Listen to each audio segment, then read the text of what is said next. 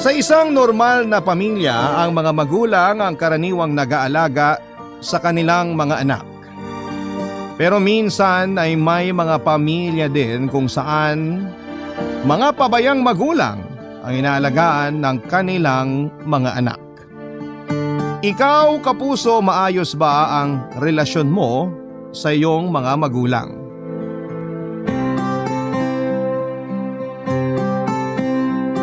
Dear Papa Dudut, ako po si Trevor pero Trev na lang ang itawag nyo sa akin. 22 years old na ako at isang technical support specialist. Wala pa man akong 30 pero masasabi kong pagod na ako sa buhay. Araw-araw na lamang kasi ay puro pasakit na lamang ang ibinabato sa akin ng mundo o Papa Dudut. Araw-araw kong kumakain ng problema kaya siguro ni isang ngiti ay hindi ko na makita sa mga labi ko. Papa Dudut, simula pagkabata ay batak na ang katawang ko sa pagtatrabaho. 12 anyos pa lamang ako noon ay nagbubuhat na ako ng gulay sa palengke kapalit ng baon ko sa eskwelahan. Naranasan ko na rin noong maglinis ng windshield sa gitna ng kalsada. Nangalakal din ako, nagbenta ng sigarilyo at lahat ng pwedeng mapagkakakitaan ng isang bata ay nagawa ko na noon para lamang may makain at magamit sa eskwelahan. Pagsapit naman ng high school at college ay tumatambay ako noon sa mga bus terminal gamit ang lumang bisikleta ko na may sidecar para magbenta ng sigarilyo at tubig. Nag-part-time din ako sa computer shop at sumasideline sa construction. Lahat ng ito ay ginawa ko para lamang sa pag-aaral ko sa kursong Information Technology. Kahit ni isang tulong mula sa mga magulang ko ay wala akong natanggap, Papa Dudut. Pero kahit na ganoon ay masaya ako na sa kabila ng hirap ng buhay ay nakapagtapos naman ako sa awa ng Diyos.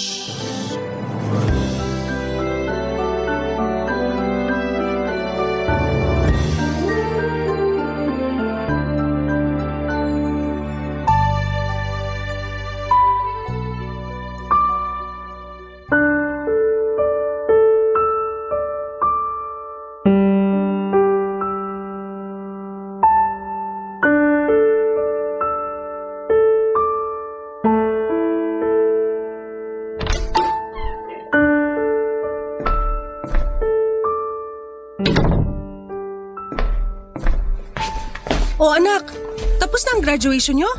Tapos na ho. Hindi man lang kayo nagpunta. Pupunta naman talaga ako. Tignan mo nakabihis na ako.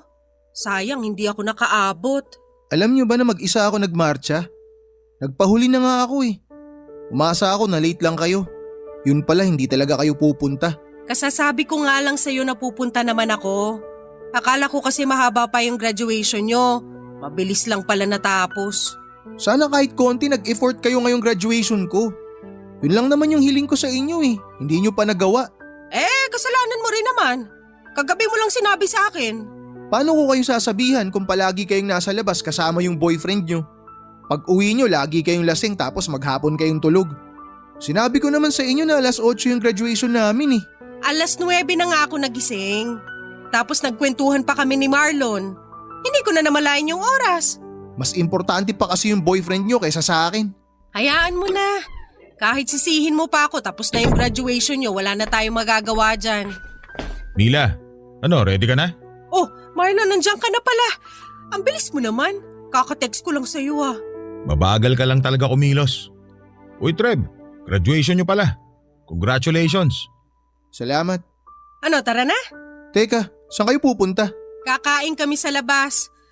Sayang naman yung damit at makeup ko kung hindi ako lalabas. Grabe naman kayo ma. May oras kayong kumain sa labas kasama yung boyfriend nyo? Tapos ako di nyo man lang ako mabigyan ng oras? Ano ba, Treb? Para graduation lang eh. Hindi lang ako nakasipot, galit na galit ka na. Kaya kayo iniwan ni Papa eh, dahil sa ugali nyong yan.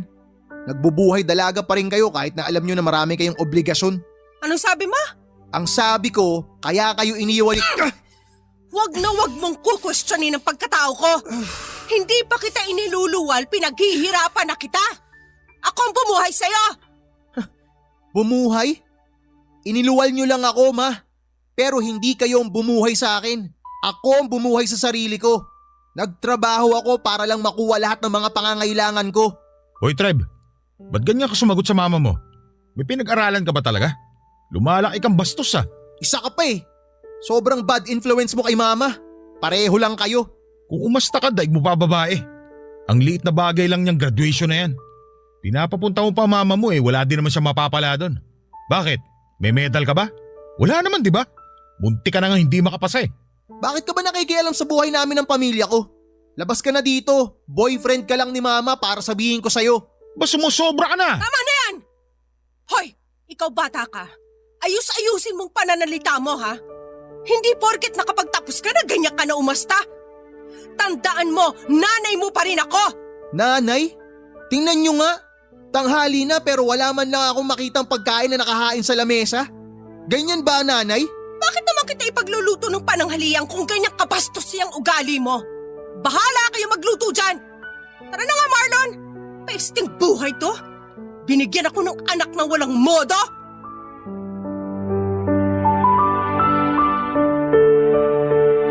Papa Dudut, kailanman ay hindi ko naramdaman ang pagmamahal ni Mama. Mas importante sa kanya ang mga lakad niya. Hindi bali nang wala kaming makain basta makalabas siya kasama ng mga kaibigan niya. Mas mahal niya ang mga material na bagay kesa sa aming mga anak niya. Para siyang teenager na nagrebelde. Kung kailan tumanda na ay saka siya nagbuhay dalaga. Simula nung iwan siya ni Papa ay tinalikuran na rin ni Mama ang obligasyon niya sa aming magkakapatid.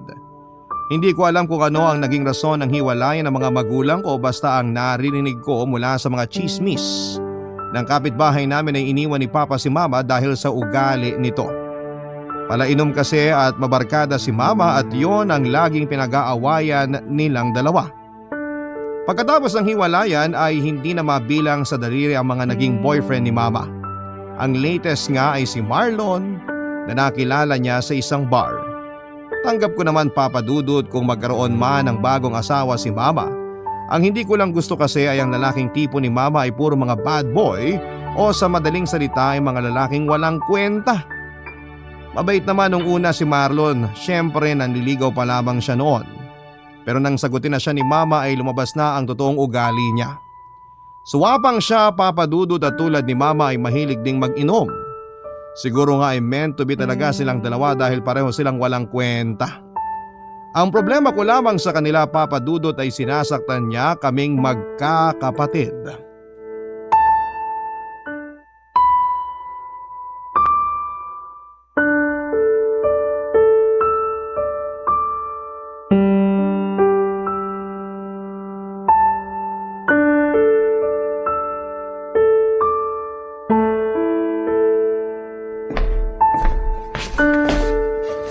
Kuya Marlon, totoo ba na sinaktan mo si Trisha? Bakit? Nagsumbong ba sa'yo yung kapatid mo? Nakita ko yung pasa niya sa braso. Bakit mo naman sinaktan yung kapatid ko? Itanong mo sa kanya. Yung babaeng yun, masyadong matabilang dila. Utusan lang na bumili ng alak Ang dami nang sinabi. Siyempre, magagalit yun. Pera niya ginagamit nyo pambili ng alak nyo. Ang laki-laki mong tao, hindi ka marunong magbanat ng buto? Sa amin mo pa inaasa yung bisyo mo? Anong sabi mo? O bakit? Totoo naman Simula nang tumira ka dito, sa amin ka umaasa. Ultimo pang inom mo kami pa gumagastos. Nasaan ang hiya mo? Kung makaasta ka, akala mo ikaw ang padre di pamilya sa bahay na to Hoy, para malaman mo, ako ang pinakamatandang lalaki sa pamamahay na to. Ako ang dapat nasusunod kaya wala ang karapatang bastusin ako. Bakit naman kita susundin? Kung tutusin, wala ka naman silbi rito kundi maging palamunin Anong sabi mo? Gusto mo bang makatikim sa akin Pasalamat ka, anak ng nanay mo kaya hindi kita mapatul-patulan. Ang sabihin mo, puro angas ka lang. Huwag mong sinusubukan pasensya ko Nagtitimpi lang ako. Kapag ako napuno sa'yo, makakatikim ka talaga sa akin. Sige, gawin mo. Hindi kita atrasan. Kapatid ko yung sinaktan mo kaya talagang hindi ko palalampasin yung ginawa mo. Talaga lang Talaga. Hindi ako papayag na palamunin ka na nga rito, nananakit ka pa. Tarantado ka! Liga nga rito! Aray! Mana ka talaga sa tatay mo, pulpul Wala ka respetong hayop ka! Ikaw ang hayop! Pumapatol ka sa mas bata sa'yo! Dapat lang naturuan ka ng leksyon! Hoy! Hoy! Hoy! Anong ginagawa nyo? Ma, kausapin mo yung palamunin mong lalaki ha. Sabihin mo sa kanya na ilugar niya yung sarili niya dito sa bahay. Ano bang ginagawa niyong dalawa ha? Pasalamat ka inawat ako ng mama mo. Akala mo kung sino ka matapang. Wala ka naman palang binatbat. Ano ba? Hindi ba kayo titigil? Para kayong mga bata! Ikaw, Treb, anong ginagawa mo? Bakit mo inaaway si Marlon? Ako pa talaga tatanungin nyo niyan? Siya nagsimula eh. Siya tanungin nyo. Ikaw nga tinatanong ko, di ba? Bakit mo ko utusang magtanong pa sa iba? Sinaktan niya si Trisha. Yun lang? Ang uwi nyo? Dapat lang kayong disiplinahing magkapatid. Lumalaki kayong walang galang. Kami pa talaga ang walang galang? Sino ba nagpalaki sa amin? Tignan mo, napakabastos ng bunganga mong bata ka. Sana hindi na lang ikaw ang naging nanay namin. Magsama kayo. Hoy! Saan ka pupunta? Kinakausap na kita! Kayo mag-usap niyang boyfriend mong bano. Hindi pa ako tapos sa'yo. Bumalik ka rito. Hoy, linisin mo yung mga kinalat mong bote ha, para may pakinabang ka dito. Matigas ka ha? Tignan ko nga kung mas matigas yung ulo mo kaysa sa bote na to. Papadudot ganon na talaga ang ugali ni Kuya Marlon, patilikod siya kung tumira. At ang araw na yon ay kinailangang tahiin ang ulo ko dahil grabe ang tinamo kong sugat matapos akong hampasin ni Kuya Marlon ng bote. Ang nakakainis ay sa halip na ako ang kampihan dahil ako ang napuruhan ay ako pa ang sinisisi ni Mama. Masyado raw kasi akong matapang at walang galang sa mga nakakatanda kaya deserve ko raw ang nangyari sa akin. Kung matalino lang daw ako ay dapat hindi ako pumapatol sa mga taong lasing. Ang malala pa, Papadudot, ay hindi man lang nila ako tinulungang itakbo sa ospital. Duguan ako nagpunta sa pagamutan kasama ang kapatid kong si Trisha. Ni isang beses ay hindi man lamang ako dinalaw o sinamahan ni Mama sa ospital. Parang wala lang sa kanya ang nangyari, imbes na panagutin niya ang gumawa sa akin noon, ay hindi ko man lang naramdaman ang concern niya sa akin. Ako lahat ang nagbayad sa mga ginastos ko sa ospital. Maski gamot lang sana ay wala man lang silang inambag, Papadudot. Pagdating ko sa bahay ay hindi na ulit namin pinag-usapan pa ang mga nangyari. Nang mga panahon na yon ay punong-puno na talaga ako kaya naisipan kong isama si Trisha at naglayas kaming dalawa, Papadudot.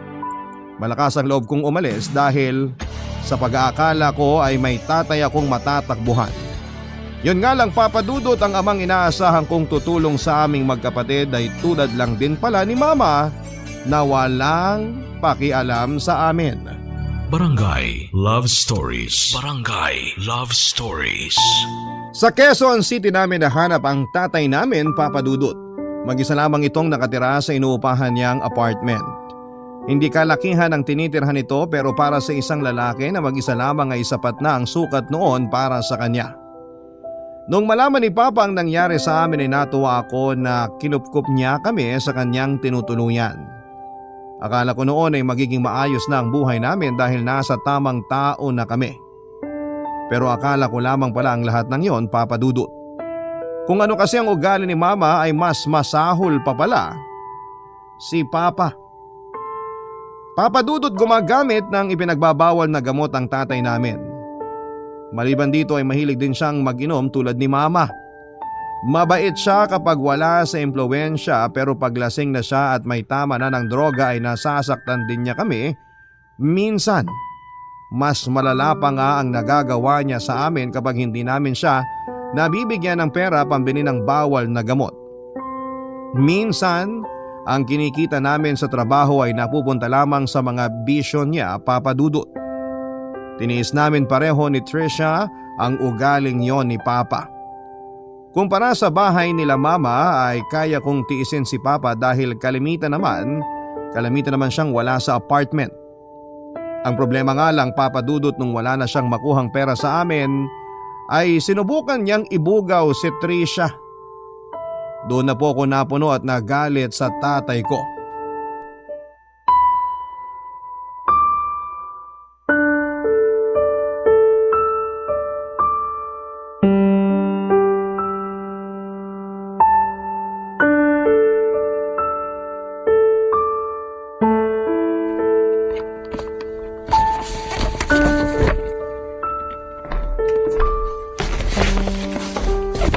Anak, para saan yan? Ba't ka nag-iimpake? Aalis na kami dito. Ha? Bakit kayo aalis? Hindi mo alam kung bakit? Pa, ibinubugaw mo si Trisha sa mga kaibigan mo. Sarili mong anak yun. Paano mo naisip na gawin yun sa kanya? Pasensya ka na. Hindi naman natuloy eh. Mabuti na lang talaga hindi natuloy. Dahil pag nagkataon, hindi ko alam kung anong gagawin ko sa inyo pag may gumalaw sa kapatid ko. Ayusin mo pananalita mo. Tatay mo kausap mo. Bakit? May karapatan akong magalit. Anak mo kami. Tapos ganyan ang gagawin mo sa amin? Kaya mo kaming ipagpalit para saan? Para sa drugs mo? Yang bunganga mo. Baka marinig tayo dito. Gusto mo bang mahuli ako, ha? Mas mabuti na yun kaysa ibugaw mo si Trisha. Ipapakulong mo sarili mong tatay? Ibang klase ka rin ah. Sige, kung gusto nyong lumayas dito, umalis kayo. Akala mo pipigilan ko kayong dalawa? Mga walang kwenta. Kayong walang kwenta. Mag-aanak-anak kayo tapos pababayaan nyo lang. Sana hindi na lang kayo nag-anak kung hindi nyo rin naman pala kaya alagaan. Ang tanda-tanda mo na, magpapaalaga ka pa. Eh kayo nga yung mas matanda sa amin pero kami naman ang nag-aalaga sa inyo. Kanina ka pa ha? Namumuro ka na sa akin. Bakit? Sasaktan nyo rin ako tulad ng ginagawa sa akin nila mama? Wag mo kong itutulad sa nanay mo. Kumpara sa babaeng yon, mas mabuti akong magulang kaysa sa kanya. Anong mas mabuti? Pareho lang naman kayong dalawa. Pareho kayong pabaya. Pinabayaan nyo kaming magkapatid. Kasalanan yan lahat ng mama mo. Naku, wag na kayong magsisihan. Para kayong tanga. Kahit tanungin mo pa si Trisha, pareho lang kami ng nararamdaman. Lumaki kami na parang walang mga magulang. Eh di sorry, ako na ang pabayang ama. Alam ko naman yun. Wala na akong magagawa kung ganito talaga ako. Alam mo pa, sana magbago ka na. Darating din tayo dyan. Pero hayaan mo munang enjoyin kong buhay ko. Bahala nga kayo. San kayo titira niyan ngayon? Babalik kayo kay Mila? Hindi na kami babalik doon. Eh saan kayo pupunta? Bahala na. Kung saan man kami dali ng mga paa namin, edi doon kami. Hindi ko na kayo pipigilan. Desisyon nyo yan eh. Aalis na kami mamaya pagkatapos man ng halian. Okay, basta wag mo lang ipagsasabi kung ano yung mga nakita mo rito ha. Huwag ipagsabi yung mga nakita rito. Naisip nyo pa yan? Ewan ko sa inyo pa. Magbago na kayo bago pa mahuli ang lahat. Pabayaan mo na lang ako. Ano, sigurado ka na sa desisyon nyo ha? Wala nang bawian. Oo talaga, wala nang bawian. Salamat na lang sa lahat. Papadudot aaminin ko na magkahalong pride at sama ng loob ang naging dahilan kung bakit umalis kami sa bahay ni Papa. Okay lang sana kung ako lamang ang umalis. Kaso hindi ko naisip na kasama ko pala si Trisha. Pati tuloy siya ay nadamay sa problema ko.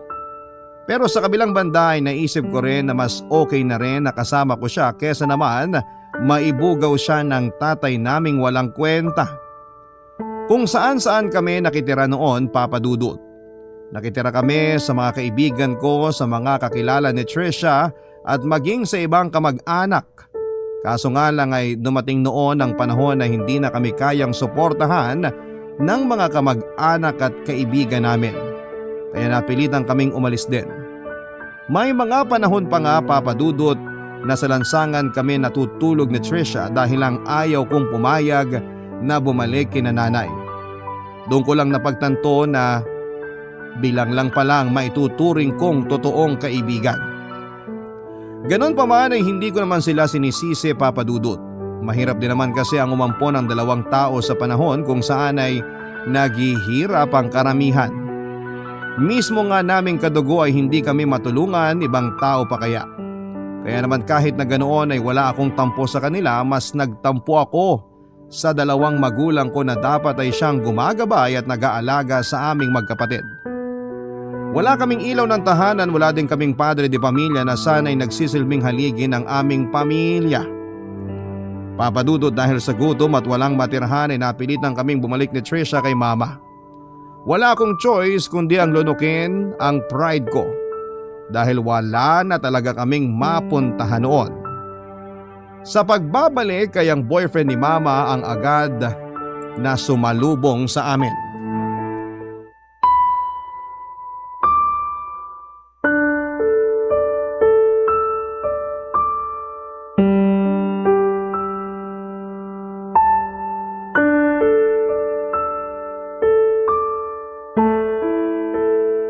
Oy, may nagbabalik ka. Ano, Treb? Kamusta na ang buhay natin ngayon? Nasaan si Mama? Nasa loob. Mila! Lumabas ka rito! May naghahanap sa'yo! Sino? Oh! Anong ginagawa niyo rito? Ma, babalik na kami ni Trisha dito sa bahay. Wala kayo na pala sa paglalayas yun, oh! May palayas-layas pa kasing nalalaman. Dinamay mo pa ang kapatid mo. Asa na kayo ng tapang mo? Tumigil ka na dyan, Marlon. Magsisimula ka na naman. Hala, pumasok na kayo sa loob. Salamat. Ops! Teka lang! Ganon-ganon na lang yun? Bakit? Ano pa bang gusto mo mangyari? Siyempre, bago natin sila tanggapin ulit dito sa bahay, kailangan muna nila mag-sorry sa mga ginawa nila. Mag-sorry para saan? Sa pambabastos mo sa amin ng mama mo. Ma, Tama nga naman si Marlon. Kailangan matuto kayo ng leksyon. Ganyan ang napapala ng mga batang walang respeto sa nakatatanda. gusto mo na mag-sorry ako sa boyfriend mo? Ano yun? Magsusorry ako kasi muntik niya ako mapatay? Ako pa hihingi ng tawad kasi sinaktan niya kami? Ayaw mo bang bumalik dito? Sige, magmatigas ka pa. Hindi ako hihingi ng tawad sa'yo. Ikaw nga dapat na mag-sorry sa amin eh. Tignan mo tong anak mo. Nagmana yata sa'yo eh. Ang tigas ng ulo. Mag-sorry ka na lang kasi, Treb. Ma-pride ka pa eh. Okay lang naman kung ayaw mo mag-sorry. Umalis na lang kayo kung ayaw mo ibaba yung pride mo. Hindi ako magsusorry sa'yo. Eh di lumayas na kayo. Bakit ba ikaw ang nagdedesisyon sa pamamahay na to? Hindi naman ikaw ang tatay namin ah. Alam mo, umalis na lang kayo. Ang tahimik ng buhay ko simula nung umalis ka, Treb. Ngayon nanggugulo ka ulit? Ma, pinapalayas mo kami? Anak mo kami. Mas pinili mong umalis dito, di ba? Eh di panindigan mo. Ikaw na nga pinagbibigyan namin eh. Ikaw may kailangan sa amin tapos ikaw pa tong matigas? Para sorry lang eh, hindi pa magawa. Ma naman, huwag kang ganyan. Tsaka kausapin mo nga tong boyfriend mo. Balikan mo na lang kami kapag marunong ka nang humingi ng tawad. Marlon, pumasok ka na. Kahit si Trisha na lang ang kunin nyo. Wag na ako. Hindi ko gagawin yung gusto nyo mangyari. Mas pipiliin ko pa na tumira sa kalsada kesa magpakumbaba sa mga tao na hindi naman deserve ang sorry ko. Bahala ka sa buhay mo. Simula ngayon, wala na akong anak na tulad mo. Wala na akong pakialam kahit saan ka pa tumira. Tandaan nyo tong araw na to, ma. Dahil hindi ko makakalimutan lahat ng mga sinabi nyo. Alis na! Dami mong satsat eh. Alam ko na ma-pride talaga akong tao. Hindi ko lang talaga kayang tanggapin ang paghahari-harian ni Kuya Marlon sa pamamahay namin. Marunong ako mag-sorry kapag ako ang nakasakit pero sa pagkakataong yon ay hindi ako ang may kasalanan sa mga nangyari kundi sina Mama at Kuya Marlon mismo. Nang mga panahong yon, Papa Dudut, ay hindi ko talaga lubos maisip kung bakit kami natitiis ni Mama. Sobra-sobrang pagmamahal niya kay Kuya Marlon sa puntong mas pipiliin niya ang lalaki niya kesa sa kapakanan namin ng kapatid ko. Dahil ilang araw din akong hindi nakapasok sa trabaho ay muntik na akong matanggal sa pinapasukan ko. Mabuti na lamang at mabait ang amo ko, Papa Dudut. In-explain ko sa kanya lahat ng nangyari at naintindihan naman niya ang pinagdadaanan ko. Nagpatuloy ako sa trabaho ko bilang delivery boy at ang maganda pa rito ay pinayagan ako ng amo ko na pansamantala munang magstay sa refilling station kung saan ako nagtatrabaho. May maliit itong kwarto sa likuran ng kanilang pwesto, doon ako pansamantalang tumira ng ilang buwan. Papa Dudut, nag-ipon ako ng pera. Yon ang naging priority ko. Pinilit kong maging masinop sa pera habang malayo ako sa pamilya. Paminsan-minsan ay lumalapit sa akin si Trisha para humingi ng pera at binibigyan ko naman siya kapag nakakaluwag ako. Papa Dudut, ilang buwan ding nanahimik ang buhay ko hanggang sa dumating ang araw nang mabalitaan ko na isinugod sa ospital si Mama Mila. Barangay Love Stories. Barangay Love Stories. Nagkaroon ng severe bronchitis si Mama, Papa Dudut. Matagal na pala niyang nararamdaman ang mga sintomas nito pero hindi niya ito pinansin. Kaya noong lumala na ang sakit niya ay huli na ang lahat. Nauwi ang sakit niya sa pneumonia at respiratory failure. Kinailangan na niyang gumamit ng oxygen dahil hirap na siyang huminga. Bawat galaw niya ay hinihingal na siya. Hindi na siya makalabas ng bahay at hindi na makalakad at palagi na lamang nakahiga. Mabilis na tumamlay si Mama, namayat siya at humina ang kanyang katawan. Dahil sa mga nangyari ay kinailangan kong umuwi, Papa Dudut. Bigla na lang kasing nawala si Kuya Marlon matapos makita ang mga nangyari kay Mama. Ang sabi ni Kuya Marlon ay ayaw daw niyang mag-alaga ng sakiting tao kaya agad siyang nakipaghiwalay. Sa isang iglap ay naiwang mag-isa si Mama at mabuti na lang Papa Dudut at nandun pa rin kaming mga anak niya na siyang nag-alaga sa kanya. Sobrang hirap ng buhay namin noon, Papa Dudut. Ako ang namumroblema sa lahat ng mga gastusin. Lahat na yata ng kakilala ko ay nautangan ko para lamang sa gamot at oxygen ni Mama. Munting na akong sumuko noon dahil hindi ko na alam kung papaano ko babalansehin ang pagkayod at pag-aalaga kay Mama. Lahat na lang ng problema ng pamilya namin ay ako na ang humarap. Pero kahit na ganoon, kahit na malaki ang galit ko sa nanay ko, ay hindi ko naman magawang pabayaan na lamang siya. Kaya sa huli ako pa rin ang nag-alaga at nagbantay sa kanya, Papa Dudut.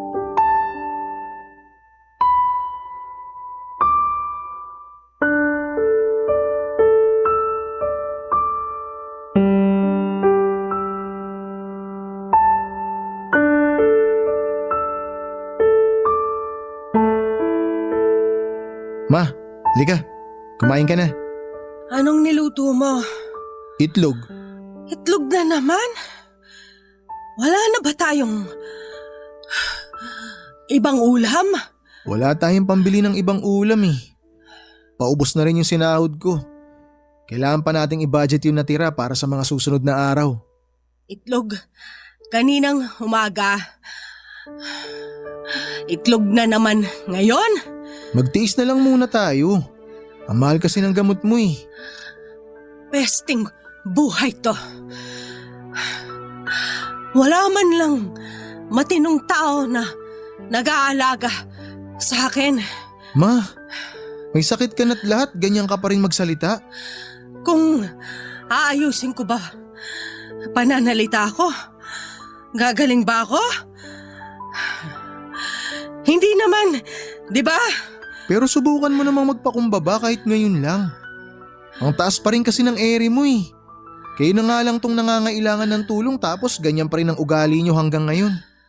Anong magagawa ng pagpapakumbaba ko?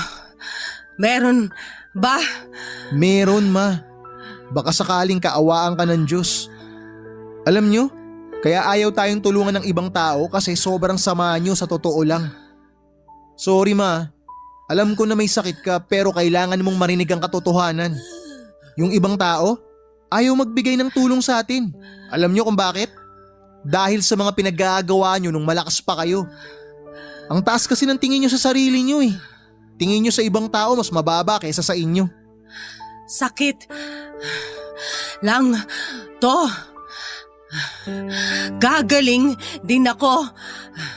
At yung mga ayaw tumulong, edi wag silang tumulong. Grabe ma. Hirap na nga kayong huminga, ganyan pa rin ang ugali nyo. Pinipilit nyo bang maging masamang damo para tumagal pa buhay nyo? Para hindi kayo mamatay? Kasabihan lang yun ma, hindi totoo yun. Ano bang ipinaglalaban mo?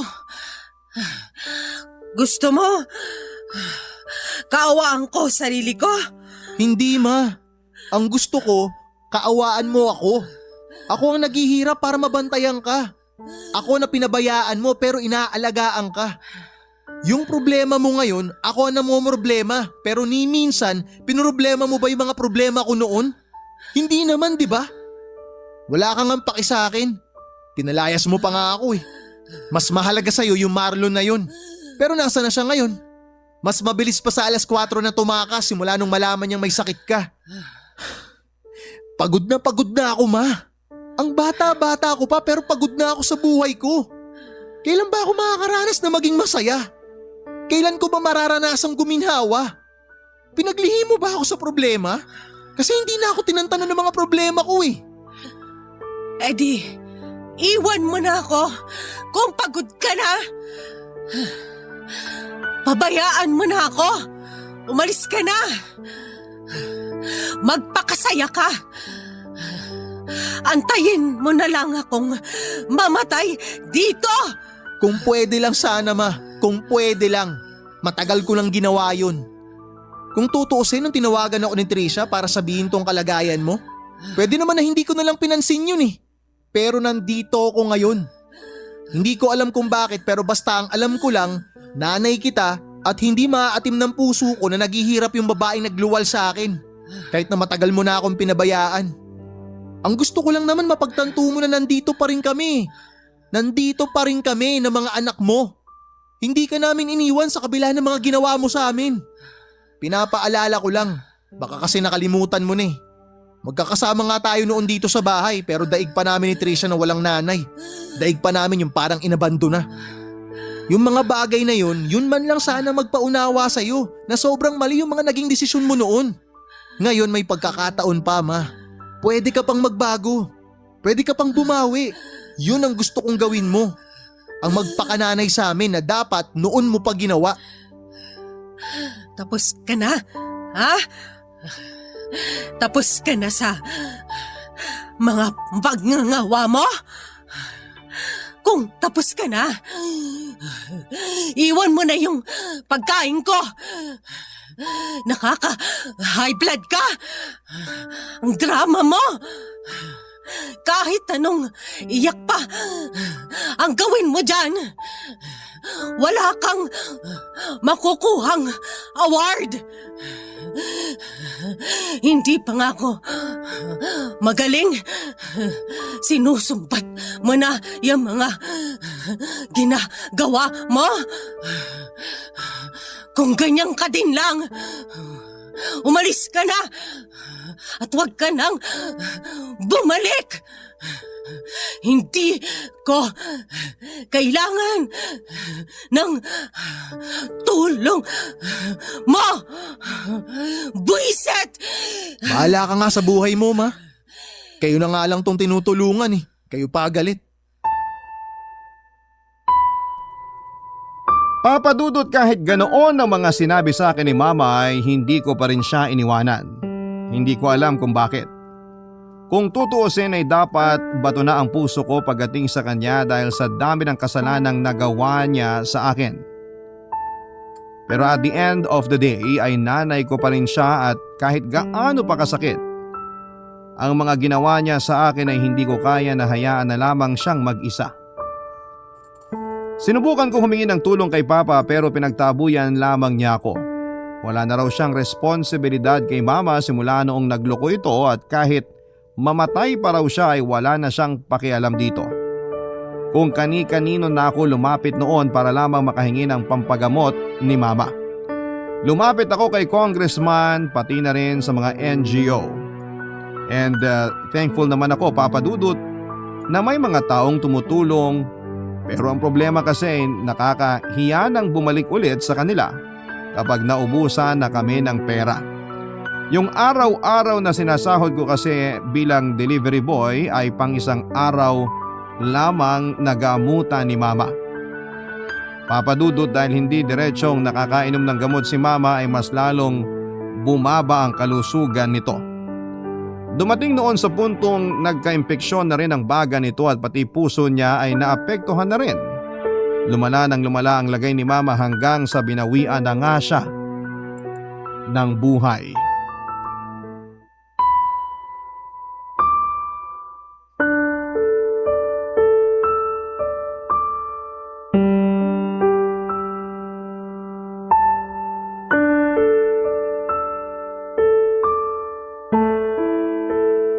Teka, anong oras na ba? Ala, 11:00 na pala ng gabi. Sakto may mga nakiramay kanina na nagdala ng kape at biskwit. Makapagkape nga. sundutan ko na rin ang pahinga sandali. Sarap umunat. Anak, Oh, anong ginagawa mo dito? nakita ko yung post ni Trisha. Pasensya na, ngayon ko lang nabalitaan. Ngayon ka lang magpapakita kung kailan patay na si Mama? Sobrang dami ko kasing ginagawa eh. Hindi ko na… Sana pinanindigan mo na yung mga sinabi mo noon. Hindi ka naman nag-alala sa kanya kahit konti di ba? Bakit nagpunta ka pa dito? Nagpunta ako rito para sa inyo, hindi para sa nanay nyo. Gusto ko lang kayong kumustahin. Alam kong mahirap mawala ng magulang. Matagal na kaming walang mga magulang. Bata pa lang ako, tanggap ko na nawala na akong nanay at tatay. Hindi na bago sa akin to. Anak, wag ka naman ganyan sa amin. Bakit? Wala ba akong karapatang magalit? Ako ang nagpakananay at nagpakatatay sa kapatid ko simula nung talikuran ninyo kami. Hindi ba ako pwedeng magalit? Ano? Dahil magulang ko kayo? Kailangan ko kayong irespeto? Ganun ba yon? Pa, sa tingin mo, deserve mo na makatanggap ng respeto mula sa akin? Pagbali-baligtarin mo man ang mundo, kami pa rin ang magulang mo. Ha? Ano ba ang definisyon mo ng magulang? Kasi para sa akin, ang magulang, sila ang pundasyon ng mga anak eh. Sa inyo dapat natututo ang mga anak. Sa inyo dapat magkaroon ng inspirasyon. Kayo ang dapat na gumagabay at nagbabantay sa mga anak ninyo. Ginawa nyo ba yun sa amin? Ni minsan hindi nyo ginawa yun. Kaya kahit bali-baliktarin ang mundo, hindi ko kayo matatawag na magulang ko. Binuo nyo kami, oo. Pero hanggang dun lang yun. Patawarin mo na lang kami. Patay na nga si Mila oh. Magtatanim ka pa ba ng galit sa taong patay na? Ginamit mo pa si Mama para humingi ng tawad. Alam mo ba kung ano yung masakit? Namatay si Mama na hindi man lang nagbabago ang tingin niya sa amin. Nawala na lang siya nang hindi man lang inako yung mga maling ginawa niya. Pinanindigan niya lahat ng mga naging desisyon niya hanggang sa huling hininga niya. Alam mo kung gaano kasakit yun? Wala man lang siyang pagsisisi, tapos gusto mo na patawarin ko na lang kayo? Patawarin ko kayo kasi ganito yung buhay ko? Patawarin ko kayo kasi naging pabaya kayo? Hindi ganun kadali yun. Mas gagaan ang loob mo kapag wala kang sama ng loob sa dibdib. Mas bubuti ang buhay mo kapag pinatawad mo ang mga taong nakasakit sa iyo, anak. Huwag mong alagaan yung mga hinanakit mo sa buhay. Ang daling sabihin yan eh kasi hindi nyo naman naranasan yung buhay na dinanas ko. Ako lahat yung sumalo. Lahat ng responsibilidad, ako lahat. Wala naman akong pagpipilian eh. Pasensya ka na kung naging pabaya kaming magulang sa inyong magkapatid. Ako na ang humihingi ng tawad sa ngalan ng mama mo. Patawarin mo na kami. Ang Diyos nga, marunong magpatawad eh. Hindi naman ako Diyos. Tao lang ako. Tao lang ako na may pangangailangan. Tao lang ako na naghahangad ng pagmamahal mula sa mga magulang. Sa totoo lang, hindi pa ako nangangalahati sa buhay ko, pero gusto ko nang mawala sa mundo. Gusto ko nang sumuko. Huwag kang sumuko. Gawin mo tong panimula. Bumangon ka. Kung ayaw mo kaming patawarin, sige, karapatan mo yan. Pero tulad ng sabi mo, bata ka pa, kaya marami ka pang pwedeng gawin. Sobrang hirap pa. Kung alam mo lang, sobrang hirap. Ang dami mo nang pinagdaanan, di ba? Nalampasan mo naman lahat. Ano pa bang hindi mo kaya sa puntong to? Alam ko, sobra-sobra ang naging pasakit namin sa iyo. Huwag kang mag-alala. Pagkatapos ng araw na to, hindi na ako magpapakita. Pero bago ako umalis, gusto ko lang malaman nyo na kahit ganito ako, mahal ko kayo. Kung gusto mong makita si Mama, pumasok ka na lang sa loob. Salamat anak. Balang araw, siguro mapapatawad din kita. Siguro kapag umayos na ang buhay ko, kapag naabot ko na yung mga pangarap ko, baka naman pagdating ng panahon na yon, lumambot din ang puso ko para patawarin ka. Pero sa ngayon, hayaan mo muna akong magalit. Kahit yun lang ang ibigay mo sa akin. Kasi kung ako ang tatanungin, puro galit lang ang nararamdaman ko para sa'yo. Wala nang iba.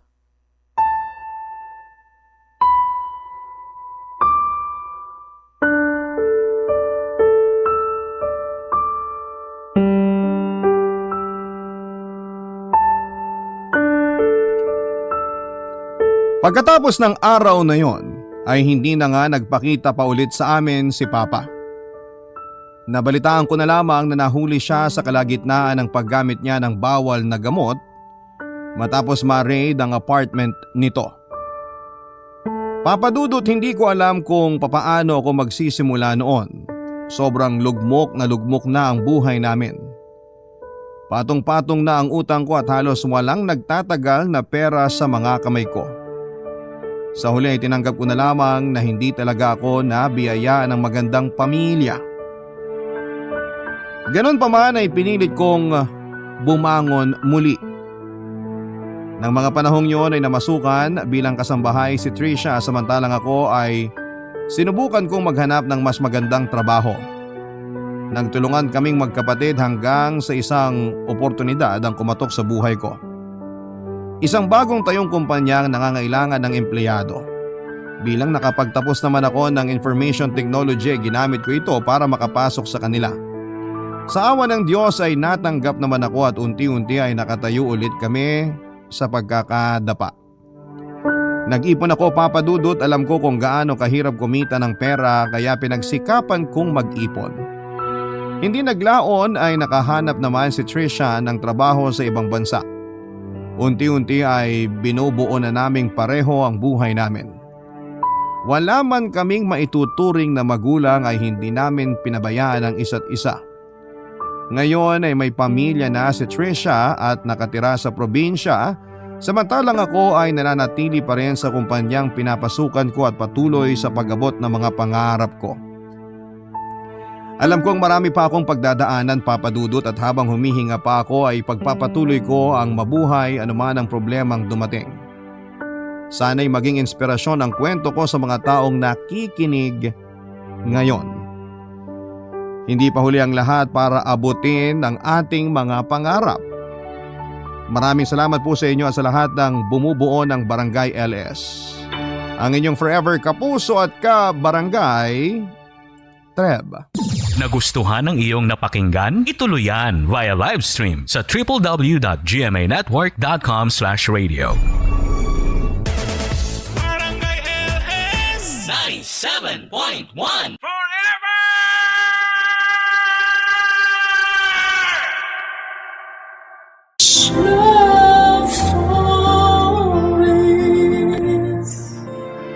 May iba't ibang klase ng pagmamahal na iyong mararanasan.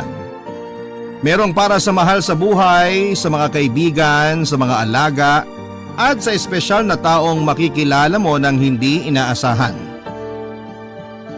Ikaw, kabarangay, anong klase ng pagmamahal na ba ang iyong naranasan? Dear Papa Dudut, mapagpalang araw po sa inyo at sa lahat ng mga nakikinig ngayong araw. Sana po ay nasa mabuti naman ang inyong kalagayan. Physically, emotionally at mentally. Nakakapagod siguro na magbasa at makinig sa problema ng iba't ibang tao araw-araw. Pero gusto ko rin po na malaman ninyong sobrang na-appreciate naming mga listeners ang ginagawa ninyo para sa amin. Mahilig lang po talaga akong makinig sa mga kwento ng buhay na pinapadala sa inyo. Kaya naman lagi ako nakaabang sa Facebook page ng Barangay LS at syempre sa radyo. Tawagin niyo na lamang po ako sa palayaw ko na JP. 30 years old na po ako at tubong Angeles City, Pampanga. Masasabi ko na maganda naman ang naging buhay ko. Hindi naman kami sobrang yaman pero hindi rin naman kami naghirap. Sa katunayan nga ay napaaral kami ng mga magulang namin sa isang private school. Ang nanay at tatay ko po ay parehong empleyado sa isang kumpanya sa Pampanga. Kapwa po silang nagsumikap sa buhay. Kaya noong pinanganak kami ng fraternal twin kong si Jeya ay pareho na silang may magandang posisyon doon. Hindi kami noon nawawala ng regalo sa kahit na anong okasyon, mapa-birthday man o Pasko. Minsan nga ay may sorpresa kapag honor student kami sa eskwelahan. 4 kaming magkakapatid at kami ng kakambal ko ang nasa gitna. Panganay po namin si Ate Joselle At ang bunso naman ay si Barry. Hindi naman po kami kagwapuhan o kagandahan, kami yung tipong sakto lang pagdating sa itsura. Maliban kay Ate Josel na pinakaunang napapansin kapag magkakasama kami. Maputi kasi siya at matangkad para sa isang tipikal na Pinay. Close po kami ng pamilya ko sa isa't isa at syempre lalo na ng kambal ko. Kaya naman kahit na nagkaroon ng unti-unting pagbabago sa akin ay hindi yun naging problema sa pamilya ko. Pero dahil lagi na akong nasasabihan na masyadong malambot kumilos, para sa isang lalaki naging mahiyain ako. Kadalasan papadudot ay hindi na lamang ako nagsasalita o hindi na ako masyadong kumikilos kapag nasa harap ng ibang tao para wala silang masabi. Buti na lang at alam ko na mahal ako ng pamilya ko kaya hindi ako nagkaroon ng hinanakit sa kanila. Hindi ko na rin kinailangan pang mag-out para lubos nilang maunawaan. Sa puntong yon ay nawalan na rin ako ng pake sa mga sasabihin ng ibang tao. Pero syempre papadudot, hindi naman po nawawala yung mga problema natin sa buhay. At doon nga po ako nasaktan ng sobra. Nagsimula ang lahat nung naghiwalay ang ate ko at yung boyfriend niya. 10 taon na kasi silang magkarelasyon kaya hindi namin inaasahan na maghihiwalay pa sila ng mga panahong yon, papadudot.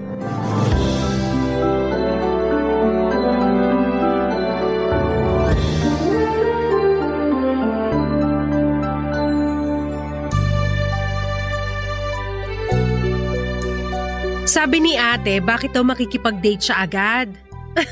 Hindi pa nga raw natutuyo ang luha niya eh. Yun nga yung punto dun eh. Kasi bakit pa siya mag-aaksaya ng luha sa walang iyang yun? Porke ayaw niya lang muna pakasal, naghanap na ng iba. Kailan mo ba siya nakausap? Kagabi. Ay, bakit naman kasi ganun yung boyfriend ni ate? Ang sarap isa ako eh.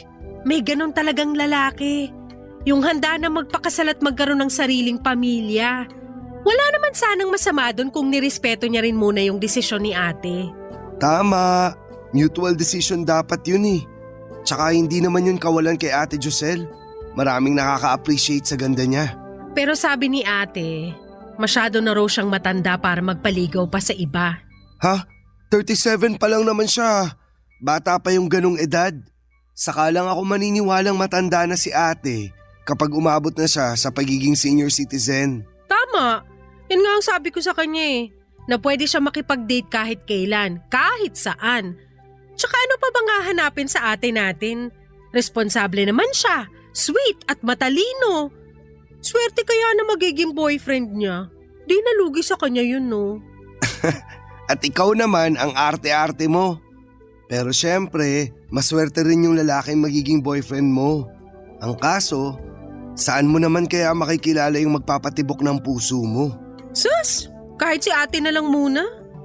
Tsaka alam mo, hindi naman problema kung saan nahanapin yung magpapatibok ulit ng puso ni ate. May dating apps na ngayon ah. Kaso baka naman hookups lang mangyari sa mga makikilala doon ni ate. Alam mo naman yon, kahit nasaktan, gusto pa rin ng seryosong relasyon. Ewan ko ba dyan sa ate natin? Nagpapaka-boring masyado sa buhay. Kung ako lang siya, hindi ako makikipagseryosohan agad. Tama na yung mga one night stand lang na… Uy, ano ka ba? Ang wild mo masyado. Umayos ka nga dyan. Alam mo kung kausap lang natin si ate dito, kanina ka pa binatukan nun. Wild na ba yun? Oo, dapat nga pinakakawalan ka na sa kagubatan eh. Sira! Pero seryoso, ang boring nyo talaga ni ate. Okay na yung mga social media at dating app presence, no?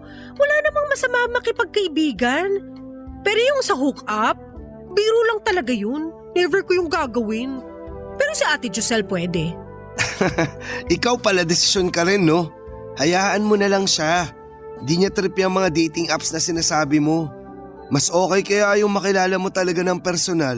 O sino bang may sabi na hindi makikilala ng personal yung mga nasa dating apps? Siyempre, makikipag-meet ka dapat. Iba talaga pag single no? Ako lang ba? Ikaw din kaya? Sus, alam mo naman kung anong gusto ko. Wait, wag mong sabihing may dating app ka na dyan sa cellphone mo. Meron na nga. Gusto mo rin? Akin na phone mo. Ako na magda-download para sa'yo. Ay nako, wag mo na akong idamay dyan. Ikaw na lang kung gusto mo. Basta mag-iingat ka dyan ha. Baka mamaya masamang tao yung makadate mo tapos… Kalma. Kaya ko to. Nag-iingat din naman ako. Tsaka, kaya nga gusto ko na itry mo para makita mo rin kung paano yung ginagawa ko. Oo na, sige na. Alam ko rin namang di mo ako titigilan dyan sa paandar mo na yan. Sabi mo yan ah.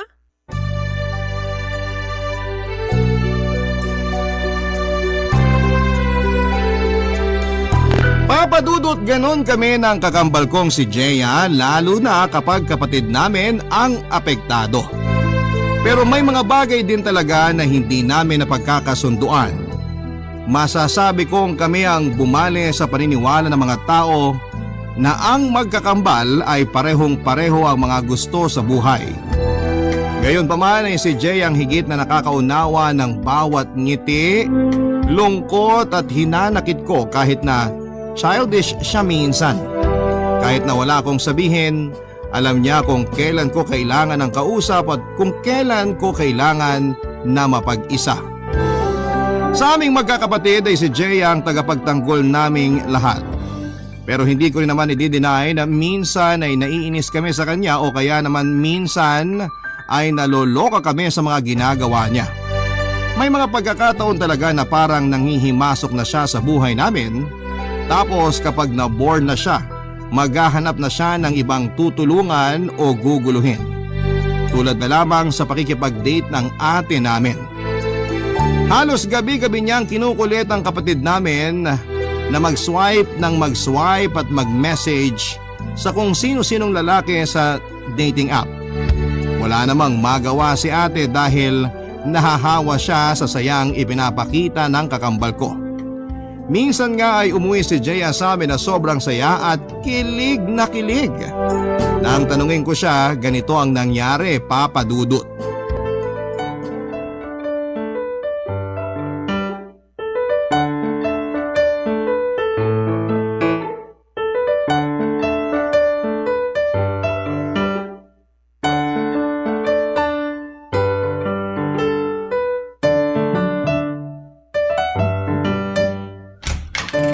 JP! Oh my gosh! May kukwento ko! Hoy, ano ka ba? Kala ko naman kung napaano ka na. Di marunong kumatok, te. Sus! Di ka naman talaga naglalak ng kwarto mo eh. Matutulog ka na ba agad? Hindi pa naman. Hinihintay nga kita. Kasi wala ka man lang text o chat kung anong oras ka makakauwi. Di ko alam kung mag-overtime ka ba sa trabaho o… Shh! Kalma, okay? 30 na tayo. Hindi na tayo teenager na papagalitan kapag na-late ng uwi. Oo na. Yan ka na naman sa edad eh. Subukan mo kaya yan ikatwiran kay na mama. Tingnan ko lang kung uubra ka dun. Huwag ka na nga, KJ, dyan. Nawawala tuloy yung excitement ko na magkwento. Ano ba kasi yun? Yung teli mo abot hanggang kanto. Yun na nga. Nakilala ko na kasi yung lalaki makakasama ko habang buhay. Saan? Dun sa may kanto? Hindi no, sama mo. Biro lang. To naman. Kilig na kilig ka kasi dyan. Ano ba yung nakadate mo? Afam? Hindi. Pinoy din. Pero ang guwapa! Paano ako maniniwala sa'yo? Eh di ko pa naman nakikita. Kita mo nga, nakipagkita ka kaagad dun. Tapos di mo man lang sinabi sa akin. Kala ko naman kaibigan mo lang yung imimit mo. Kung sasabihin ko ba sa'yo, papayagan mo ako makipagkita? Kung makikilala ko muna siya ng mabuti, bakit hindi? Kaso wala ka pang nakikwento sa akin tungkol sa lalaking yun. Ikaw ha, naglilihim ka na sa akin. Hindi naman sa ganun. Sige na, magkwento ka na nga lang. Baka sakaling makilala ko naman yung nakadate mo kahit sa kwento mo lang. Saan mo nga ba nakilala yun? Sa dating app. Sabi ko naman sa'yo, effective yun eh. Ilang linggo na rin kami magkausap at kanina nga, nag-decide na kami magkita. Tapos di mo man lang sinabi sa akin? Chill ka lang. Nagkita kami ng lunch. Lunch talaga? Perfect nga yun eh. Kung iniisip mo yung safety ko, maraming tao doon. Maliwanag pa nun. Isa pa, kung hook up lang ang gusto niya, hindi na yun papayag na makipag-lunch sa akin. Paano kung kinukuha niya lang yung loob mo? Pinapasakay sa plano niya tapos iiwan ka rin. Alam mo ang nega mo. Paano mo nga nasabi na siya na talaga? Unang-una, ang linis niyang tignan. Di ba yun yung gustong-gusto ko? Tapos mas matanda siya sa akin ng 2 taon. IT raw siya pero entry level pa lang. Palipat-lipat daw kasi siya ng work kasi hinahanap niya talaga kung ano yung gusto niya. Yun na yun? Hindi pa kasi ako tapos. Mahilig din siya sa music. Pareho kami. Isipin mo yun, bagay na bagay kaming dalawa. Para yun lang, bagay na kayo agad? Saglit pa nga lang kayo nagkakilala. Alam mo, nakakahalata na ako sa'yo ha. Parang hindi ka masaya para sa akin. Hindi naman sa ganun. Masaya ako kapag masaya ka. Alam mo yan. Pero sana, di mo madaliin yung mga ganyang bagay. Kilalanin mo muna ng mabuti. Tapos iharap mo sa amin. Pagkatapos nun, saka ka mag-decide kung siya na nga talaga. Sige, gagawin ko yan. Pero sa ngayon, hayaan mo muna akong kiligin. Pwede ba yun? Ay, bahala ka, Jeya. Ganun na nga ang nangyari, Papa Dudut. Halos araw-araw nang nagla-lunch ng magkasama si Jeya at ang lalaking nakadate niya. Hanggang sa panahong yon ay hindi pa rin niya sinasabi yung pangalan ng lalaki. Saka ko na lang daw alamin kapag ipapakilala na niya ito sa akin. Palagi ring laman ng mga kwento ng kakambal ko ang lalaking yon. Kaya mas lalong na-excite ang pamilya namin na makilala na nga ito. Pero dahil nga kami ang pinaka-close, ginusto ni Jeya na ako muna ang una niyang ipakilala sa kadate niya. Bilang kambal niya, ay mas damako ang nararamdaman niya kesa sa pamilya ko. Kaya naman pumayag ako kaagad na mag-dinner kami. Friday night yon at medyo na-late pa ako sa meeting place dahil sa Mexico pa kami magkikita. Nauna na rin doon si Jeya. Ako naman sa Angeles City pa noon manggagaling. Nang makarating nga ako sa napagkasunduang lugar, una kong nakita ang kakambal ko. Iba ang dating niya ng gabing yon. Imbes na usual na jeans at formal blouse ay nakasuot ng dress ang kapatid ko. Kulay puti yon na may rose patterns. Nakasuot din siya ng kaki na ballerina flats. Doon pa lang ay alam ko na kaagad na malaking effort ang ibinuhos niya para ma-impress ang lalaking yon. Hindi kasi mahilig sa bestida ang kapatid ko at kahit may kalayuan din yon sa amin ay doon pinili ni Jeya dahil paboritong cafe daw yon nung lalaki. Pagpasok ko doon ay abot langit ang ngiti ng kakambal ko noon habang kumakaway sa akin. Nang makalapit naman ako ay agad na tumayo yung lalaki. Noong humarap siya sa akin, iba ang mukha niya.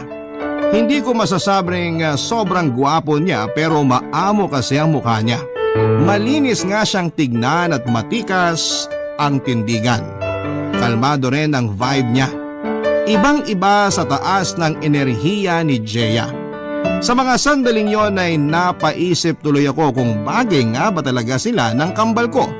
Nang sa wakas ay ipakilala siya sa akin ni Jeya ay doon ko palang nalaman na Ino pala ang pangalan niya, Papa Dudut. Barangay Love Stories. Barangay Love Stories. Papa Dudut, maayos naman ang dinner namin at habang tumatagal, naiintindihan ko na kung ano ang nagustuhan sa kanya ni Jeya noon. Mabait siya at maginoo.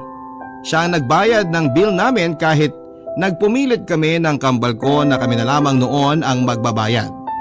Lahat ng kilos niya ay napansin ko. Kahit yung simpleng pagtayo niya tuwing tumatayo din ang kakambal ko. Nakikinig siya sa mga kwento at nagbibigay din ng opinyon sa mga bagay-bagay pero hindi niya pinipilit ang paniniwala niya sa amin. Sakto lang din ang tono ng boses niya. Hindi malalim pero hindi din naman boses ipis. Masayang natapos ang gabing yon para sa aming tatlo. Ang hindi ko lang maintindihan ay hindi lang basta saya yung nararamdaman ko noon. Lalo na noong makilala ko na rin si Ino. Pag-uwi namin sa bahay, ginising pa ni Jaya si ate at ang bunso naming si Barry para magkwento. Hindi niya na rin ako pinatulog para lang may sumang-ayon sa mga sinasabi niya tungkol kay Ino.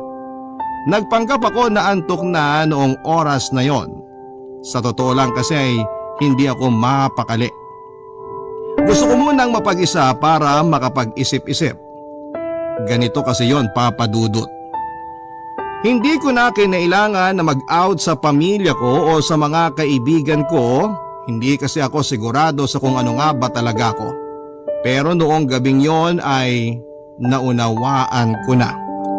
Magkahalong hirap at saya ang nararamdaman ko habang kumakain kami noon ng hapunan. Gusto ko noong titigan si Ino. Gusto ko siyang patawanin tulad ng ginagawa ni Jaya. Kasi ang ganda ng tunog ng tawa niya. Gusto ko siyang makasama, magdamag pero nag-aya na rin noong umuwi ang kakambal ko. Hindi ako nakatulog ng gabing yon at halos gabi-gabing dilat ang mga mata ko sa kakaisip kay Ino. Hindi naman nagtagal ay nagkita kami ulit. Noong sumunod na weekend, dinala siya ni Jaya sa bahay para mag-lunch at para makilala na rin ang pamilya namin bilang manliligaw niya, Papa Dudut. Pero bago pa mag-alas 3, umalis sila ng kakambal ko para manood ng sine. At nang nakabalik siya, si Ino pa rin ang naging laman ng usapan namin.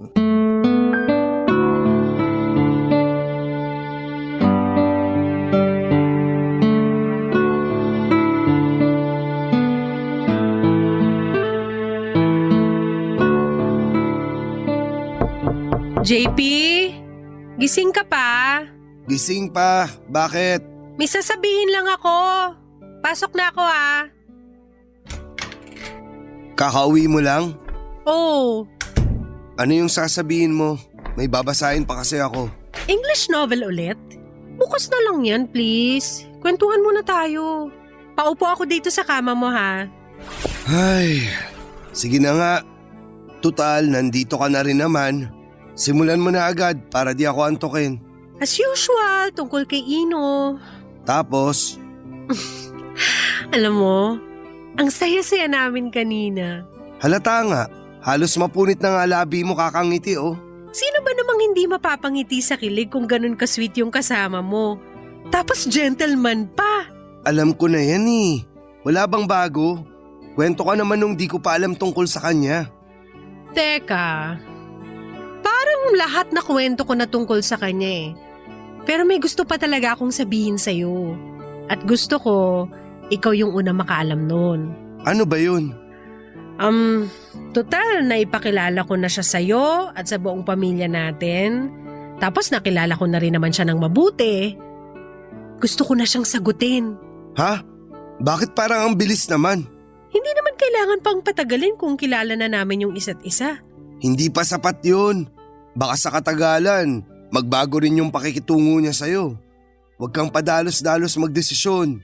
Akala ko ba boto ka kay Ino para sa akin? Sa tono mo ngayon parang ayaw mo na maging kami. Hindi yun ganun. Pag-isipan mo munang mabuti.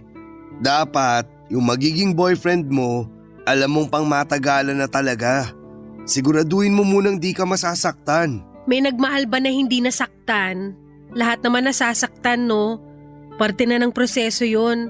At kahit gaano pa natin ka gusto na maging perfect ang lahat para sa atin, hindi nag-e-exist yung ganong relasyon. Uy, di ka na nakaimik dyan. Ano pa bang kailangan kong sabihin? Mukhang nakapagdesisyon ka na nga. Nagtatampo ka ba? Or naiinis dahil gusto ko na agad sagutin si Ino? Hindi na mahalaga kung anong nararamdaman ko. Gawin mo kung ano yung magpapasaya sa'yo. Nasa tamang edad ka na rin naman para magdesisyon. Ibig sabihin yan, susuportahan mo na kami ni Ino? Ay, ano pa nga ba? Kaya mahal na mahal kita eh. Yak! Sige na, magpahinga ka na. Tutuloy ko na ang pagbabasa ko. Alis na! Uy, makapagpaalis naman to. Parang ayaw mo na sa akin ah. Pero seryoso, kahit gustong gusto ko nang sagutin si Ino, palilipasin ko muna kahit 2 buwan pa para na rin mas makilala pa talaga namin yung isa't isa. Good girl. Sige na, pahinga ka na. Papadudot, selfish man kung iisipin pero nang panahon na yon ay ayaw ko pa talaga na sagutin na ni Jaya si Ino. Totoo naman yung sinasabi ko na masyadong mabilis kung magiging sila kaagad. Pero bukod pa doon at mas may malalim pa akong dahilan, aaminin ko na ibang naging epekto niya sa akin. Para akong tuliro noon na hindi maintindihan. Hindi mawala-wala sa isipan ko ang mga ngiti ni Ino nung huli ko siyang makita. Paulit-ulit ding naglalaro sa isipan ko ang boses niya at ang maamon niyang mukha. Damang-dama ko pa rin yung init ng palad niya noong kamayan niya ako. At hindi ko pa rin makalimutan yung pakiramdam noong mapalapit ang bibig niya sa leeg ko. Noong pinulot niya yung nahulog niyang kutsara noong nag-lunch siya sa bahay namin. May parte ng pagkatao ko, Papadudot, na gusto pang maulit yon. Yun bang gustong-gusto ko siyang laging nakikita? Kahit na hindi ko aminin, alam ko na nagugustuhan ko na si Ino. At habang tumatagal, yung nararamdaman ko sa kanya ay hindi na simpleng paghanga lang yon. Sa kabila ng nararamdaman ko para kay Ino, kaya ko namang itago na lang yon at hindi na hayaan pang malaman ng iba, lalong-lalo na si Jaya. Batid ko naman kasi noon na masasaktan talaga siya kapag nalaman niya na pareho kami ng lalaking nagugustuhan. Pilit kong nilabanan yung nararamdaman ko para kay Ino hanggang sa magkaroon ng isang pagkakataon na magiging daan para maging mas malapit pa kami sa isa't isa, Papadudot.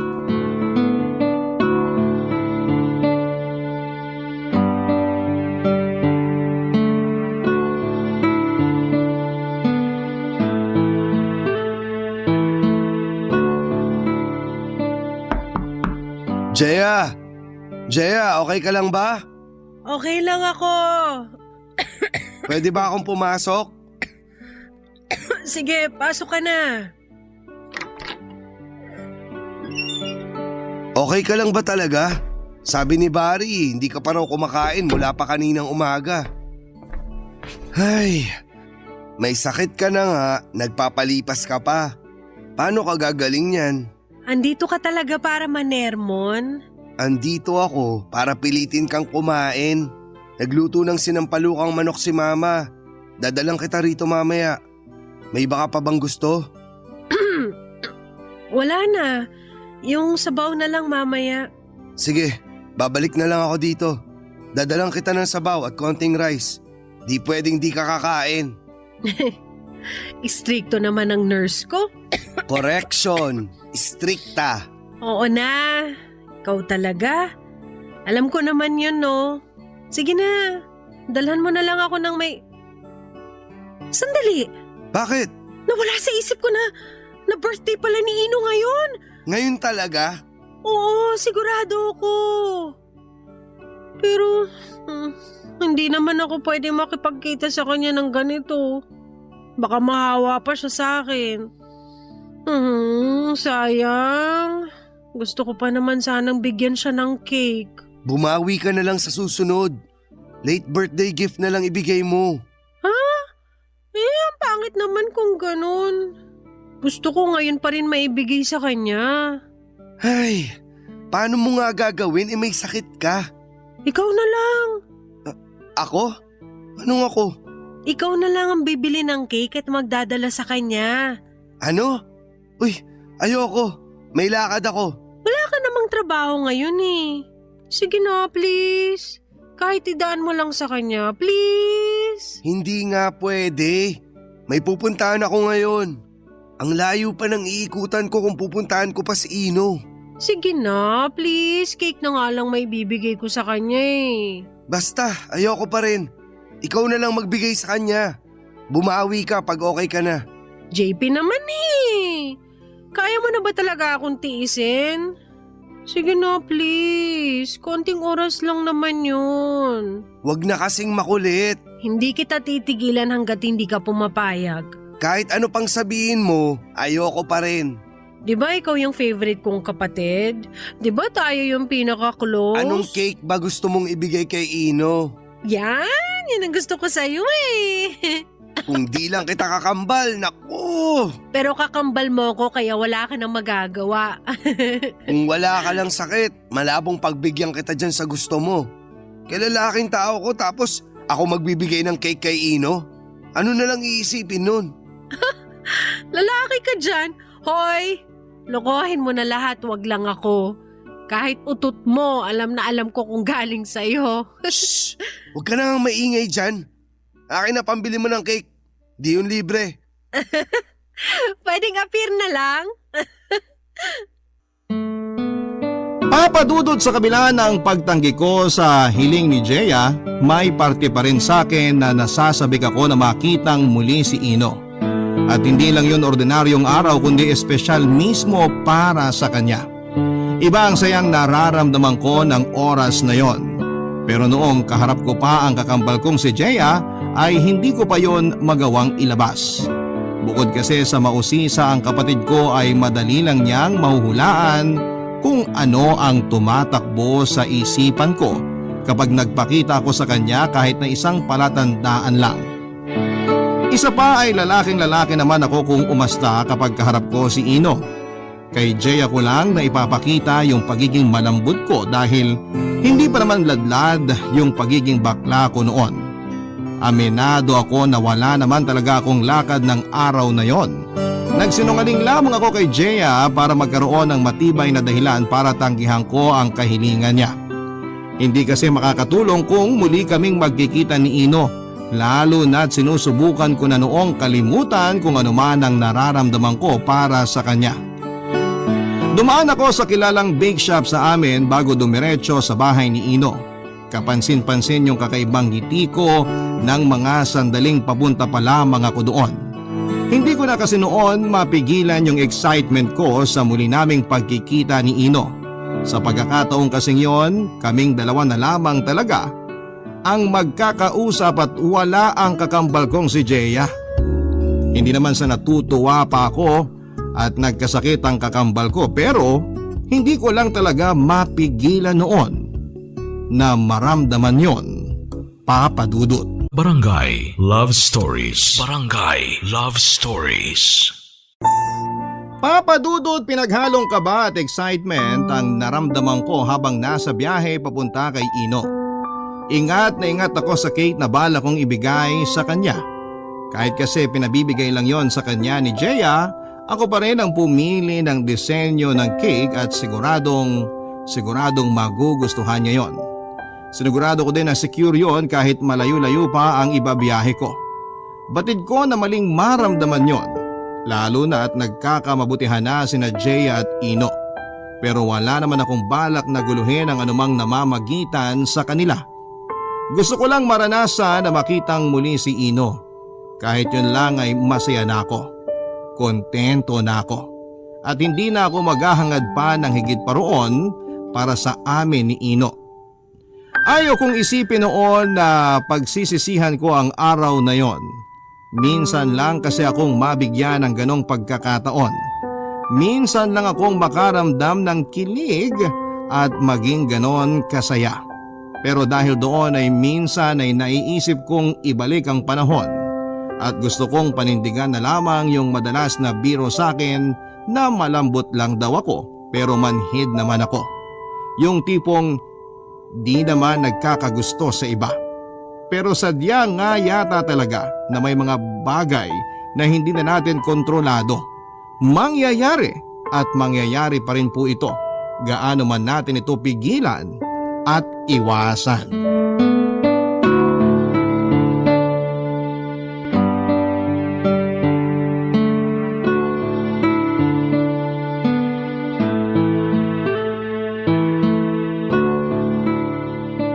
JP, salamat sa pagdadala mo ng cake ha.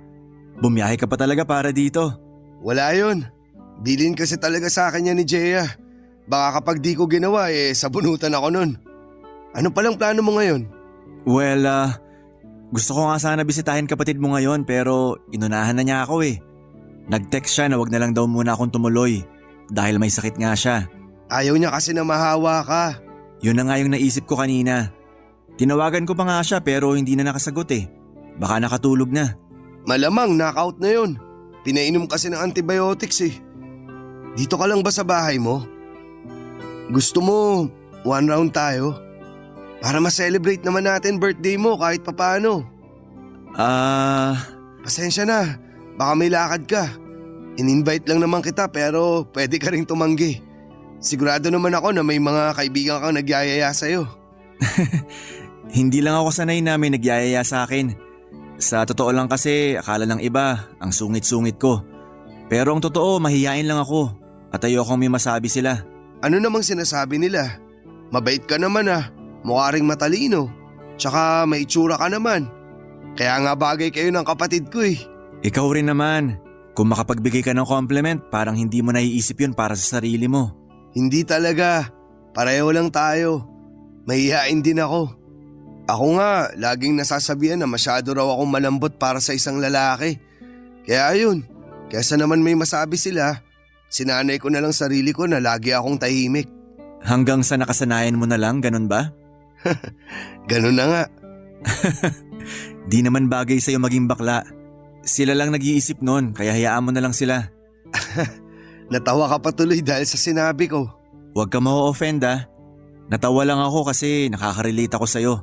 Pinili ko rin kasi manahimik na lang. Kesa naman kung ano-ano pa yung masabi nila tungkol sa akin. Kaya pala, tsaka ang amo rin kasi ng mukha mo. May potensyal ka. Ha? Anong potensyal? May potensyal maging bakla o pumatol sa bakla. Loko! Oh, kala ko ba siya tayo? Simulan na natin. Oo nga pala no. May mga ala ka ba dito? Wala eh. Di naman kasi ako mahilig uminom. Tuwing may okasyon lang talaga. Kung ganun, sa labas na lang pala tayo. Libre mo? Ha? Oo. Oo, libre ko na. Binibiro lang kita. Ako yung may birthday. Kaya ako yung manlilibre. O sige, sabi mo eh. Magdamag kaming nag-usap noon, Papa Dudut. Naging laman ang usapan namin yung tungkol sa buhay at mga pangarap namin. Pati na rin mga hinanakit sa trabaho, problema sa sarili at sa pamilya. At kahit natapos na yon, magka-chat pa kami habang pauwi. Hanggang sa halos yun na nga ang maging routine namin sa pang-araw-araw. Palagi pa rin silang nagla-lunch ng kakambal kong si Jeya. Kami naman halos gabi-gabing nagkikita pero walang nangyayari sa amin noon. Madalas ay nag-uusap lamang kami kaya naman inisip ko na walang masama sa ginagawa namin. Pero kahit minsan ay hindi ko tinanong si Ino kung alam ni Jeya na naging close na kami. Kahit naman hindi ko yon itanong ay alam ko ang sagot. Kung nabanggit niya man yon kay Jeya malamang ay tinanong na ako noon ng kakambal ko. Kasabay ng closeness namin ni Ino ang unti-unting paglungkot ni Jeya. Napansin namin ng pamilya ko na madalas na akong ginagabi ng uwi. Kahit na may alam na sila na bakla ako, batid ko rin noon na handa pa sila. Handang marinig yon mula sa akin. Kaya inilihim ko na lamang yung tungkol sa pagiging malapit namin ni Ino. Si Jeya naman ay ramdam na niya na unti-unti nang nawawala ng gana sa kanya si Ino. Pagulong niyang ikinuwento sa aming tatlo na minsan na niyang niyaya sa motel si Ino pero hindi raw ito pumayag. At nagkwento pa siya na kahit maagang umalis noon sa office si Ino ay parang lagi itong puyat. Alam kong nagsalita na dapat ako noon pero hindi ko yon magawa, Papa Dudut. Labis ako nagsisisi sa kaduwagan kong yon dahil habang tumatagal, lalong lumalala ang sitwasyon para kay Jeya. Pero para sa akin ay parang lumiliwanag ang mundo ko ng dahil kay Ino. Hanggang sa umabot na kami ni Ino sa punto na hinahalikan na niya ako sa labi ko. Nasa isang bar kami noon at nagiinuman pagkatapos ng trabaho namin. Tinawagan pa niya yung naging reaksyon or tinawanan pa niya yung naging reaksyon ko dahil hindi ko nga inaasahang gagawin niya yon sa akin. Pero pagkatapos noon ay nagkwentuhan lamang ulit kami na parang walang nangyari. Umuwi akong lutang sa kilig at lasing sa alak, kwento at tawanan kasama ang lalaking gustong gusto ko. Pero hindi inaasahan ang nangyari pagdating ko sa bahay, Papa Dudut.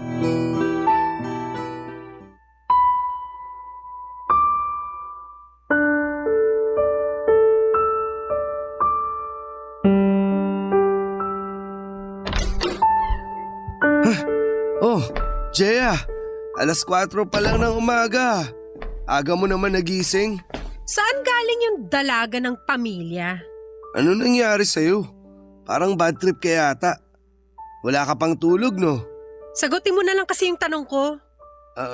Lumabas lang pagkatapos ng trabaho. Halata nga. Amoy alak ka eh. Oo. Medyo naparami nga inom ko eh. Naparami? Kasi enjoy na enjoy ka, no? Bakit ba ganyan tono ng pananalita mo? May problema ba tayo? Tatanong mo pa talaga? Pwes meron, JP. Malaki. Ano bang sinasabi mo dyan? Sino yung kasama mo kanina? Ha? Di nyo naman yun kilala. Sinungaling! Sinungaling ka! Mula 7 p.m. hanggang 3 a.m. magkasama kayo ni Ino! Sinundan ko siya kasi may kutob na ako na may iba na siya nagugustuhan kaya nawawala na siya ng gana sa akin. Handa na ako manabunot eh! Kala ko kasi babae tapos nung nakita ko, ikaw lang pala! Ang kapal na mukha mo, JP! Jaya, magpapaliwanag ako. Paliwanag? Ano yung papaliwanag mo, ha? Yung kagaguhan mo na itinago mo sa akin? Grabe ka! Magkasama lang tayo dito sa bahay. Ang dami mong pagkakataon para sabihin sa akin yung totoo pero wala. Sinadya mong itago para maging masaya ka. Makinig ka muna, please. Bakit ako makikinig? Ha? Ang landi-landi mo! Kunwari ka pa tahimik pero mas makati ka pa pala sa higan. Di mo man lang inisip yung mararamdaman ko. Hindi mo man lang ako nirespeto. Jaya, walang nangyari sa amin ni Ino. Nagkataon lang na kailangan niya rin nun ng makakausap. Kailangan niya ng karamay. Sa ano tingin mo sa akin? Kaaway niya? Hindi. Hindi na ako magtataka kung siniraan mo na ako sa kanya para maging malapit kayo sa isa't isa. Malamang palagi niyo akong pinag-uusapan. Oo, aaminin ko. Napag-uusapan ka namin. Pero hindi kita sinisiraan. Natural lang naman na mapag-usapan yung pamilya. Pamilya? Sana naisip mo na pamilya mo rin yung sinaktan mo sa ginawa mo. Sana naisip mo na habang ang saya-saya mo na nakikipag-usap sa kanya, may kapatid ka pala na nasasaktan, di ba? Maniwala ka man o hindi, hanggang usap lang yung ginagawa namin. Wala nang iba. Wala rin kaming relasyon kung yun ang iniisip mo. Kahit ano pang sabihin mo, ahas ka pa rin! Inagaw mo siya sa akin! Sinadya mo na magustuhan ka niya! Sa tingin mo, bakit mas nagustuhan niya ako, ha? Tanungin mo yung sarili mo kung bakit hindi umaabot ng madaling araw yung pag-uusap nyo. Tanungin mo kung bakit hanggang lunch at sine lang kayo. Kaninong boses lang ba yung lagi niyang naririnig? At ipagmamalaki mo pa sa akin na inaabot ng madaling araw yung pakikipaglantian mo sa kanya? Talaga ba, JP? Hindi ko yun ipinagmamalaki. Gusto ko lang maintindihan mo kung bakit nagsawa na siya sa'yo. Ang kapal na mukha mong sabihin yan! Malanti kang bakla ka! Alam mo, sana hindi na lang kita naging kapatid! Ikinahihiya ako na naging kakambal kita! Bakla! Papa Dudut, yun na nga ang huling usap namin ni Jaya. Nang sumunod na araw, tumawag sa akin si Ino para sabihin na pinagmumura siya ng kakambal ko sa tindi ng galit nito sa aming dalawa. Niyaya kong lumabas si Ino para pag-usapan yung nangyari at pumayag naman siya. Dahil doon ay mas lalo kaming nagkaintindihan. Pagkatapos nga ng araw na yon ay lalo naming naunawaan kung ano at kung sino kami. Pero may kapalit naman ang lahat ng yon. Bagamat nararamdaman ko na mahal pa rin ako ng mga magulang ko ay alam kong medyo napalayo na ang loob ng papa ko sa akin. Si mama naman ay iniiwasan at ayaw niyang pag-usapan na finally ako naman ang may relasyon. Si Ate Josel halatang kampi rin siya kay Jeya. Yung bunso lang namin na si Barry ang tanging walang pinagbago sa pakikitungo niya sa akin. Payuhan mo naman po ako, Papa Dudut, at ng inyong mga tagapakinig kung ano ang dapat kong sabihin o gawin para bumalik ang lahat sa dati. Para mahalin pa rin ako ng kakambal ko kahit ako ang pinili ng lalaking mahal niya. Sabihin mo naman po sa akin kung paano ko maipapakita sa pamilya ko ang tunay na ako ng walang takot habang nagmamahal sa lalaking pinili din ako. Hanggang dito na lamang po muna ang kwento ko, Papa Dudut. Maraming salamat po sa pagbabahagi nito at gusto ko rin magpasalamat sa lahat ng bumubuo ng Barangay LS para sa pagbibigay ng pagkakataon sa aming lahat na maibahagi ang kwento namin sa ganitong klase ng programa. Muling maraming salamat at mabuhay po ang Barangay LS 97.1. Ang inyong forever kapuso at kabarangay, JP. Nagustuhan ng iyong napakinggan? Ituloy yan via live stream sa www.gmanetwork.com/radio. Barangay LS 97.1 Forever